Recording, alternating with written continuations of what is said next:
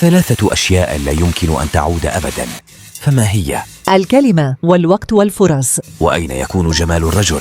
نصف جمال الرجل في لسانه، والنصف الآخر في عقله. وكم قصة لكل إنسان في هذه الدنيا؟ لكل إنسان 3 قصص، قصة يعيشها، وقصة يتمنى أن يعيشها، وقصة يتمنى أن ينساها. وما هو أسوأ مجتمع قد يعيش فيه الإنسان؟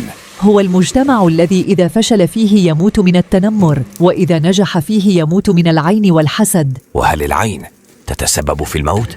نعم، كما قال النبي صلى الله عليه وسلم: أكثر ما يموت من أمتي بعد قضاء الله وقدره بالعين. وكما قال أيضا: إن العين حق.